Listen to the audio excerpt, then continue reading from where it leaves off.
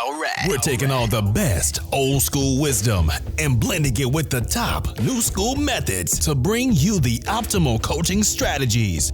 This is the 80-20 Baseball Podcast with Coach Bo.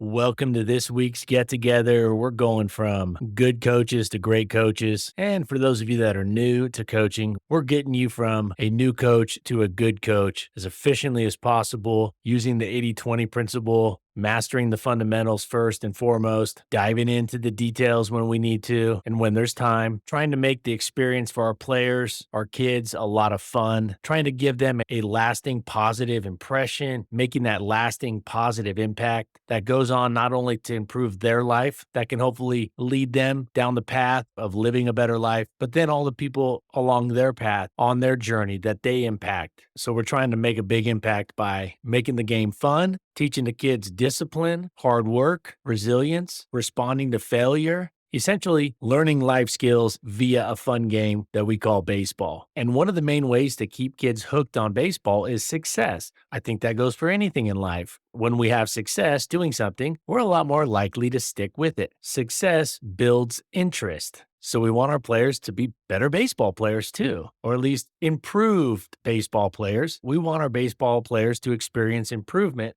and ideally as efficiently as possible. So that's why we're here and talk about improving fast. We're going to take a 5-step improvement algorithm or process, 5 steps that somebody we all know uses every day with his businesses, and we're going to see how we can apply them to coaching our players, our teams. And I don't think these 5 steps stop here. I think these are things that we can use in life, in our everyday life, definitely in our businesses, our jobs. Kind of makes me think about the email I got a few years back from a listener who was using the stuff we're talking about in this podcast with his team. This wasn't a team that was working in a cubicle. This was a team of people that is out saving lives day in and day out, and shared that he uses a lot of this stuff with his team, and his team's rocking it. We'd be foolish to think what makes a good coach isn't something that would make us better parents or better leaders or a better boss or in any role that we are leading the way, or even just in our own individual lives. So speaking of getting better, improving, Elon Musk's 5-step improvement process, design process. Number 1, question every requirement. Now, I'm not going to get overly into the details with regard to how it's used and applied to businesses,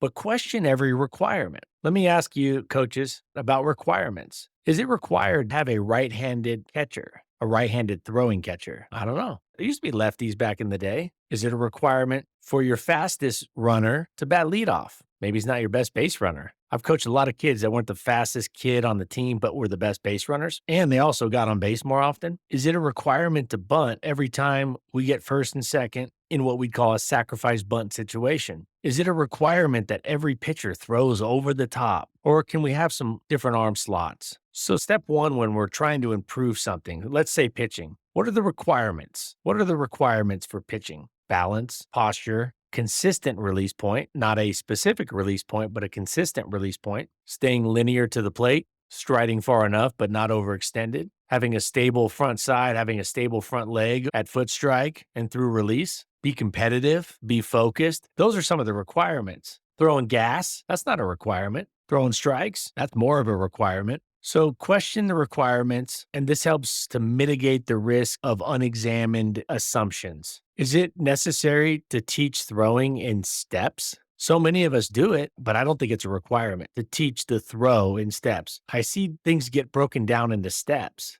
And I said, is that a requirement? I recommended instead of doing steps and rigid robotic movements, I would first try to say, let's go through it smoothly and slowly. So we're moving more athletic and fluidly, just slower, allowing the player time to learn the new movement, the new skill, making it a little easier to scale it up. So we are taking an approach that progresses through the difficulty levels of that skill or movement or whatever. Does it have to be broken into steps or parts? Another one is like throwing from the ground on 2 knees. I'm not a big fan of this. Is that a requirement? Very popular. This leads me into step number 2 of this 5-step improvement process, design process. Number 2, remove any part or process not essential to the mission. Let me give you a real easy example of this. A lot of pitchers, when they're going through their pitching delivery, take their hands over their head. They take the hands, they take the glove over their head. 90% of the pitchers I've coached over the years would be better off removing that part of the delivery and just keeping their hands and glove below their chin, by their chest, stomach, whatnot.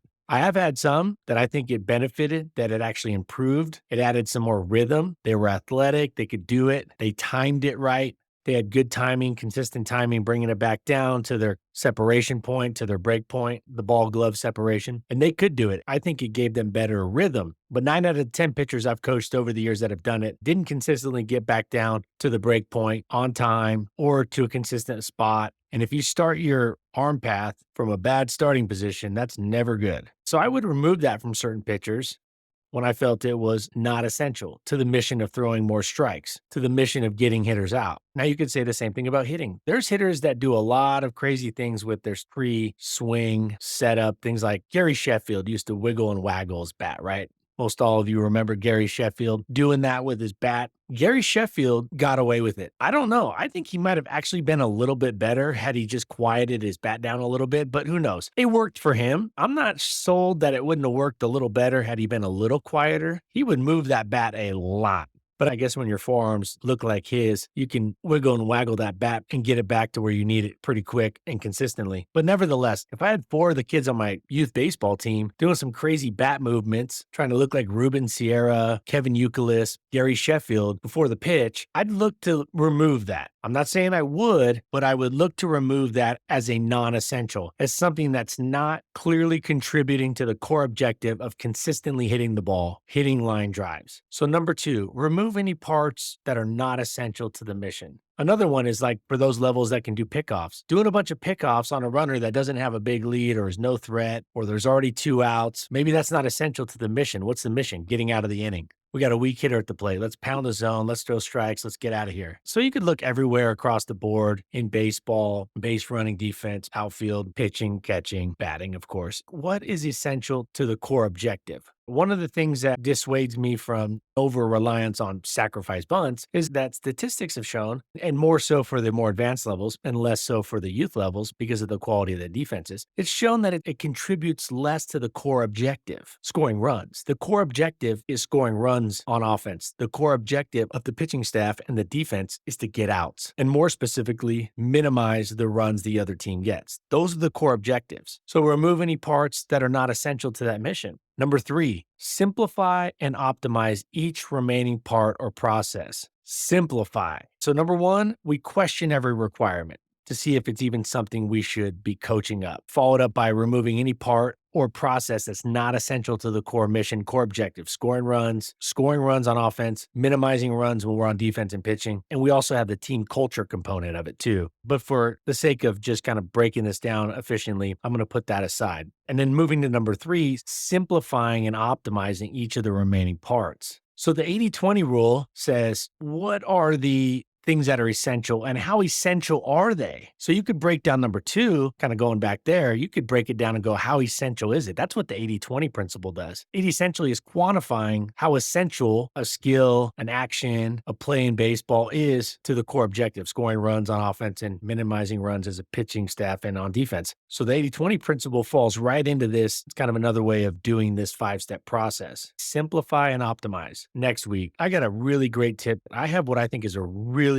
useful, great tip that I've just seen so many coaches mess up. In fact, I messed this up when I first started coaching years ago. I see it get messed up day in and day out. I see parents, teachers, coaches, bosses mess this up. And I'll explain what it is, why I think it's happening, and how we can eliminate this so we can increase our players' knowledge of the game, increase the speed in which our players use and implement what we're teaching them, and it will save us a ton of time of repeating ourselves. Essentially, speeding up our coaching success by not doing something that's very common. We'll talk about that next week. And a little hint, it has to do with simplifying and optimizing, like step number 3 here says. Look to streamline, look for efficiencies, simplify the pitching delivery, simplify the hitter swing, less moving parts, simplify the hitting approach, the hitting plan, simplify it. Simplify our coaching messages. Don't give them 5 bullet points, maybe 1, maybe 2. Number 4 on the 5-step process, automate anything that can be automated. Automating as a coach would be, for an example of that is automating the warm-up routine, the throwing